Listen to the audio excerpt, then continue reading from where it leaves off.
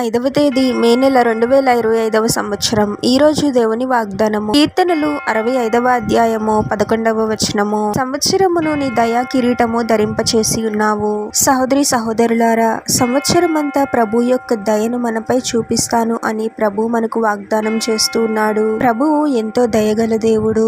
మన పాపములను క్షమిస్తూ మనపై దయను చూపిస్తూ మన జీవితాలలో ప్రభు ఎన్నో మేలులను జరిగిస్తూ ఉన్నాడు. మనం ఎంత కష్టపడినప్పటికీ ప్రభు యొక్క దయ మన మీద లేకపోతే మన కష్టమంతా వ్యర్థంగా పోతుంది.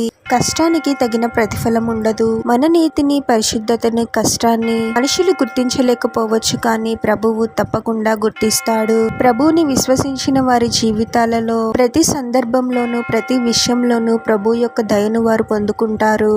ప్రభు యొక్క దయ వలన వారు హెచ్చింపబడి ఆశీర్వదింపబడతారు. ప్రార్థన.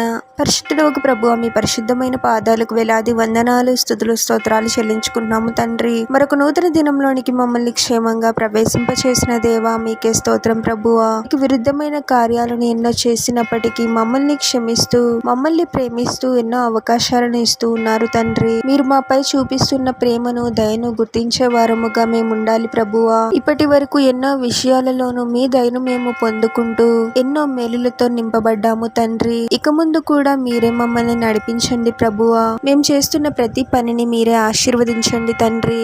మా కష్టము వ్యర్థంగా పోకుండా మీ దయ ద్వారా మేము తగిన ప్రతిఫలాన్ని పొందుకుంటూ మీ చేత హెచ్చింపబడి ఆశీర్వదింపబడి మిమ్మల్ని గణపరిచే వారముగా మేము ఉండటానికి మాకు సహాయం చేయమని ప్రార్థనలో ఏకీభవిస్తున్న ప్రతి ఒక్కరిని పేరు పేరున దీవించి ఆశీర్వదించి అభిషేకించమని, వారు చేసే ప్రతి పనిలో మీరే వారికి తోడుగా ఉండి వారిని అన్ని కీడుల నుండి, అపాయాల నుండి మీరే వారిని రక్షించమని ఈ మా మనవులన్నీ యేసుక్రీస్తు వారి పరిశుద్ధ నామంలో అడిగి వేడుకొనుచున్నాము తండ్రి. ఆమేన్.